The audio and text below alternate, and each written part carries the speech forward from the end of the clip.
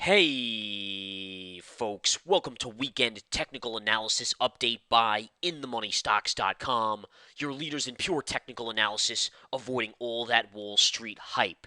This Weekend Technical Analysis Update is for Monday, September 13th through Friday, September 17th, 2010.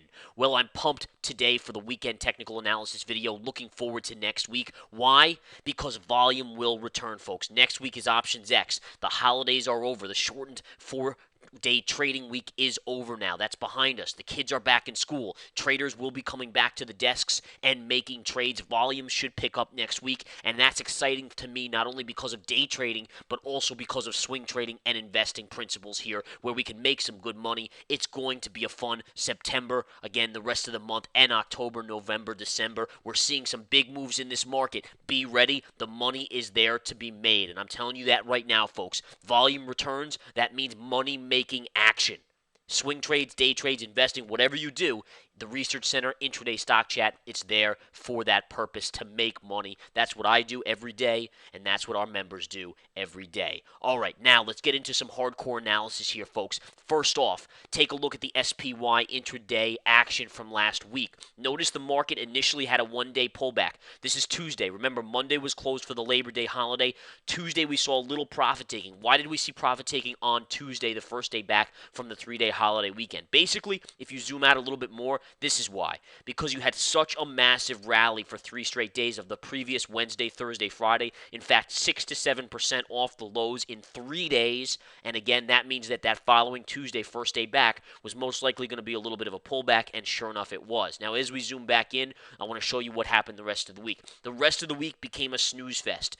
Tuesday, again, we had that small pullback. Wednesday, we had a little bit of a flat to slightly higher day. And then Thursday and Friday, those last couple days of the week, we saw the markets hover sideways to higher, floating up. In fact, check this out. Take the low from Tuesday, and I love technical trendline analysis, folks, and I hope you have the passion that I do for this because it makes me money, and it's amazing to look at this kind of stuff. Take the low from Tuesday right here into the close, connect it to the lows the rest of the week, and what do you get? Look at this. How cool is that? I mean, can you see the line right there underneath? The market pulls back right here into it, then on Thursday right into it, then on Friday it hovers right up into it. And this is telling you more than just a trend. Obviously, this is telling you that Wednesday, Thursday, Friday of last week, we had a nice little uptrend going, but it tells you more than that. And what I'm going to tell you right now is going to explain. First off, it tells you that when this line breaks that I just put in, you should have a nice little drop in the markets. Now, the question is, when does that break? Does it break in the coming Monday? Does it break in Tuesday? Does it break in Wednesday? We will be discussing that later on in the video and really dissecting it overall based on the charts. And again, when you look at the bigger time frames, it really comes into focus. First off, over the weekend, just today, folks, China inflation jumps 3.5%. A rise in CPI, Consumer Price Index, PPI also rose. So there was some news that actually was released 2 days early out of China on the CPI and PPI. Now, inflation means that chances are the government may want to stall out the inflation by raising interest rates or making it harder to borrow, in which case the economy in China could slow a little bit more if they take those measures. But overall, believe it or not, it was in line with expectations. And I want to make that clear, folks. Yes, it's big inflation, but the analysts had thought that was going to be the case, and it came in line with expectations. But either way, my point is this. We know that next week is going to be action. We know that the next few weeks are going to be action. The next few months are going to be action in this market, unlike the previous 2 weeks where it was semi-slow in the market. Volume, by the way, last week was minuscule, probably the lightest volume of the year for the whole week. And on Friday, 127 million on the SPY traded. That's right along the lines of the quietest volume for one day in the markets for the year 2010. So, yes, that's out of the way. Throw it out. Nonsense. Get it out of the way. Now let's focus in on making money for these next couple weeks, next couple months, and the rest of the year. All right, so again, this line, watch this line. When it breaks, you should have a nice tumble, at least probably down to support here and then in support to the 200. If you take that out, gap fill all the way back down here, and ultimately you could come all the way back to Tuesday's pivot low all the way down to 109.50. Now the question is, when does that break? Does it break on Monday or do we float higher? The higher we float early in the week, if we do, and again, it's going to be up in the air based on how the markets react to this China inflation news. The markets may not be a big fan of it, although again, coming in line with estimates means the markets most likely figured that was the case, if it had come in less than expected, that would have been more bullish for the markets, and I could have probably said we would have gapped up on Monday. Now it's going to be up in the air. We could sell off a little bit on Monday. We could have a flattish day on Monday. We'll see how it opens, and I'll be calling it from live in the chat room in the intraday stock chat. Or again, you can relay. I've just posted new information in the hot charts and alerts and pro trader watch list. Again, you want to get involved in that. I'm going to be posting all weekend long in the hot charts to get people ready for the action-packed week in the research center. Join the research center, $49.99 per month.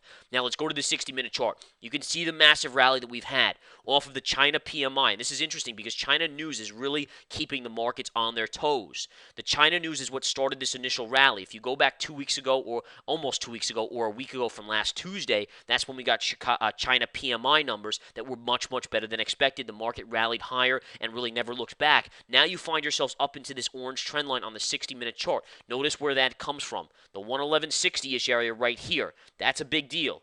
That's a pivot level. Now, it's not gap fill yet. Gap fill's actually up to 112.35. That'll be gap fill, which, again, we have a decent chance of getting to, but it needs to be watched. And more so than anything, if you look at your daily chart, this is really where it shows the keys. First of all, you have a little bit of an inverse head and shoulders. That's a bullish pattern. But too many amateurs get sidetracked by the bullish pattern here, and I don't want you to get sidetracked by it. Because technically speaking, this bullish pattern does not come into play until you take out this top blue line. If you get somewhere above this blue line, somewhere up here, now it's in play. Until then, it couldn't matter. To be honest, you could just throw it in the garbage until it gets above there. Once it gets above there, now it's in play. Now you have to pay attention to it. But the reason I put it on there is because as a trader, as a swing trader, we need to be aware of all factors in the market. All right, I'm an educator. I'm a trader myself. I'm a swing trader, a day trader. I really don't do long-term investing. I don't believe in it anymore. Well, if you invested 10 years ago, you've basically made no money. Well, inflation has crept up year after year. You're actually down on your money. Swing trading is the way to do it. If you're a buy and hold type person, that's the way you have to do it now. Swing trading. Pick up something for the next move in the markets over the next couple weeks or in the next 1 week, and then look to position yourself the next way on the next pivot. And we've been nailing these pivots left and right. We called the top right here for the drop. We called the bottom right here for the upward move. And by the way, every other analyst and almost every other service was in the opposite direction, wrong on the market on these calls. We've been nailing it. Why? Because we have a proprietary methodology that we continue to utilize, and it works, folks. Bottom line, it works. 80 to 90% success rate. There is nothing else out there like that. All right, now in any case, my point is this. Yes, you have an inverse head and shoulders here, but this blue area right here, you have to clear that. If you don't clear that, you're not going anywhere. And this is major resistance. You have the 200 moving average right here at 111.75. We just came underneath it and kissed it on Thursday. We almost got back to it on Friday. Didn't quite get there. If you even get through that 111.75 level, you still have a ton of resistance right here. You have gap fill at 112.35, and then at 113.15, you have pivot top and neckline of the inverse head and shoulders. So there's a ton of resistance in this area, and until you get through it, you can't think that anything is a possibility for a breakout. Now, if you get above that, okay, now we're talking. Now we look for confirmation, another thing that I teach in the research center in the chat room.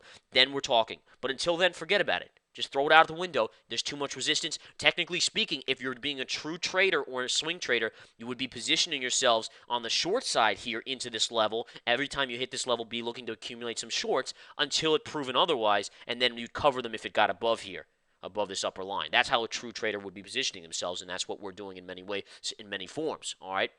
So again, that's your level. You can see that you did have a level here, a key trend line from this top pivot in April all the way through the early August highs here that we did break above, but you haven't confirmed it either, which is another problem for a possible breakout scenario. And even if you did confirm it, you have too much resistance here.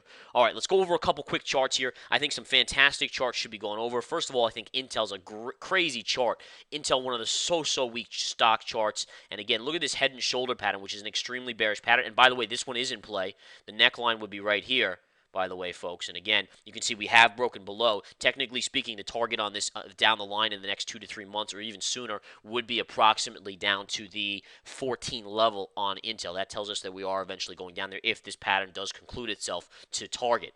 All right, unbelievable to see that, because the key is here, and this is surprising to me. This is something I mentioned to my members in the Research Center in the nightly video that comes with the Research Center. It's 30 to 40-minute videos usually per night. The thing I said to them is, you know, yes, it's been a fantastic rally, but the problem is there's a lot of stocks out there, leading stocks, especially technology stocks, that can't catch a bid. Intel is one of them. I mean, take a look at the Intel chart here if I zoom in. The stock had barely had a bounce on this huge bounce in the market. Barely. And it's already come back in while the markets are still hovering at the highs. So something's wrong with Intel. Dell, same thing. And these are former leaders. These are leaders that you have to respect. All right. Dell had a nice move up, but look at the in spirit of bear flag pattern there. That's not good. It's starting to break down. How about Hewlett Packard? Same thing. I mean, had a minor bounce, and to me, you have to have these technology stocks leading. Now, granted, Apple had a good week last week, but even Apple's up into resistance. This resistance area right up here, it hit it beautifully. It was called out in the research center, called out in the chat room, and it had a lot of trouble there. So there's a lot of problems that I'm finding here going into next week with reasons why the market can break out. Yes, have the financials led, absolutely. And the financials are key, don't get me wrong. That's a huge bounce on Goldman Sachs. Unbelievable. JP Morgan, unbelievable bounce as well, although it's coming up into the 200 moving average resistance up here that needs to be watched. But again, my point is you need the technology sector kind of participating in this rally, and it's not, and that's worrying me on the long side if you are on the long side. Granted, I'm not necessarily on the long side. I'm more in a neutral stance right now with a few longs, a few shorts, obviously, or a short here and there, but nonetheless, you have to recognize that as a problem out there. All right, folks, enough said. Be ready. Be ready for money-making activity next week. Volume will return. Let's make some money. Join the research center. If you're a swing trader, if you're a day trader, or want intraday action, you want to join the chat room. Take care, folks.